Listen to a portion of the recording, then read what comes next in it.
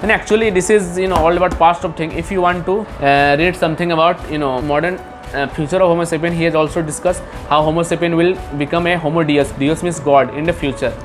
Okay, so this book is worth reading. I will be giving you review of this book. Okay, so but I am still reading this book. You can see the paper mark here. Okay, so when I complete this, I will definitely give you the review. Okay, this is a must book read. After the completion of this book, please read this book. Okay. Hi everyone, welcome again to my YouTube channel Fitness Fit Computer Geek. Today I've come to you another book review section on a book that second most important book I could say for me that really changed my mindset. That is HomoDeus by Yuval Noah Harari. If you remember my last episode of book review, I have given review of this author's first book, that was Sapiens, where he have discussed about how the Homo sapien from an insignificant ape become the ruler of the world. Now in this book, HomoDeus, Deus means God or the fictional character created by human, that is God. So this is the second of the three books that Yuval Noah Harari have written. So if you remember my last book review section where I have given you about who is really Yuval Noah Harari. So currently I am reading this book, and out of this one 21 lesson of 21st century is the third part of the series of Sapiens written by Yuval Noah Harari. You can see, continue reading, you can see the bookmark. So I will give review in another time, and after reading this book, HomoDeus, you refer to this book. Okay. So currently I am studying these four books. You can see 21 lesson of 21st century, Steve Jobs, Stood Up, and The Limitless by Jim Quick. So I will give review on this book also someday. So just finishing these two books. These two books I read in at night session when I go to sleep, and these two books I read in the afternoon session if I get time and take a nap there. Okay. So without wasting any time, let's begin. So this book is all about the future, how Homo sapiens will become HomoDeus. So in the next 100 years, that is 2100, or next another 100 years, that is 2200, the human will become HomoDeus according to the current ongoing research. So as you can see, for 70,000 years ago, human was just an insignificant ape living in the trees of savanna and eating a banana. But from there it has reached to its zenith from today, building a civilization, creating gods and money as a fiction, and country that we live in. Let's give the Homo sapien powers. So what could a species do in the future? Is it gonna destroy itself, or it's gonna take us into the bright future? So what Homo sapiens will do? So this is all about. The author have beautifully described and written in this book. We find very fascinating while reading this book. You will just like I said in the previous section, that you will lost in some different world. The way of his writing is quite fascinating. Is very, you can give a first impression by reading his introduction. The way he written the introduction is quite marvelous. So let's begin. So the author divided this book in three sections. You can see the three part here. Okay, this is short part than the previous section where he have divided into 5 parts. If you remember, he have described about how Homo sapien have conquered the world. So he have described some of the past experience and historical events that leads to Homo sapien to conquer this world. No other species can match us. We are at the top of the food chain and anywhere, and we are exploiting the nature for our benefits, and we can do whatever we want. We reach to this space. We are going plan to go into the Mars, in an extraterrestrial planet, which never have any species have imagined it, animal instinct brain.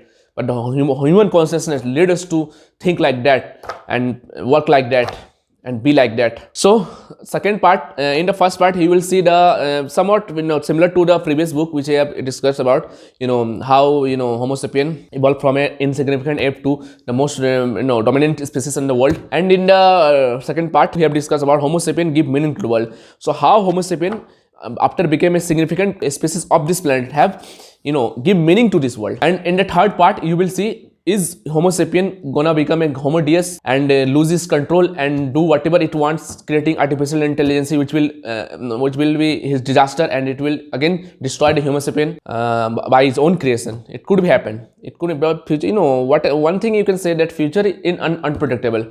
No one can say what's gonna happen in next day or next year. So it is just subjective perspective writer Yuval Noah Harari. He have just taken all the experimental evidence and applying them into the extrapolating them to give us the best prediction what could be happen. And he have just provided different part of this event, okay, because it is non deterministic. You cannot determine a single event that could define our future. There could be multiple event that leads to the future, and multiple event leads to multiple future. This is just parts of quantum mechanics, but just I give it. So you can see in vitro fertilization. Here you can see the picture of in vitro fertilization. So in this way, human has find the idea of to create his life, create his own life, create himself.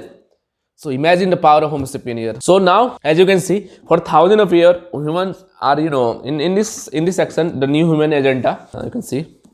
So he have discussed about how human from the thousands of years just focusing on considering the solution of every problem is prayer, and they are suffering from lots of problems, like three of them are predominant here: famine, plague, and war. So these three human being, these three have destroying the Homo sapien species since the very beginning of civilization. Like you can say the time of pharaohs, the Egyptian civilization or Mesopotamian civilization, like that till Second World War.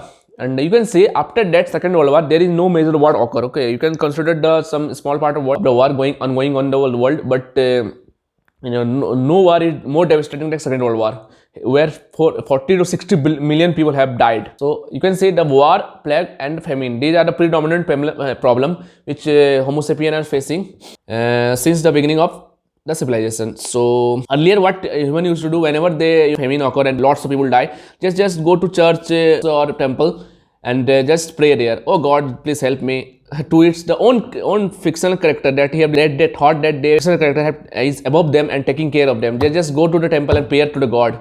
And what happened? Nothing happened. The famine occurs and lots of people, more people die. So earlier the thinkers and prophet think famine, plague, and war is an internal part of God's cosmic plan. And the thinkers and the philosopher and the priest and everyone else, or you can say those person who consider themselves as a second most important creature after God, and they consider themselves as a messenger of God.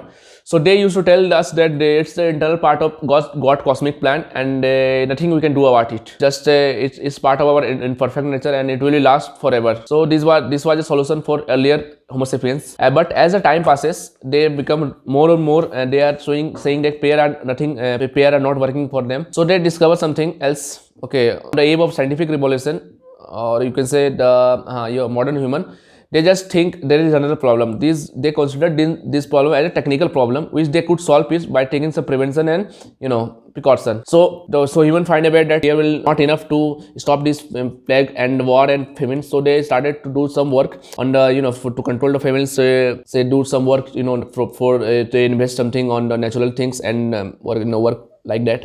And considering the war, you can see this is the longest peace period time after Second World War, you can say, the world has ever been in. So you can go through the entire history of our world from this from World War II to World War One, then the American Civil War, Spanish Civil War, and Anglo-Indian War, and everything.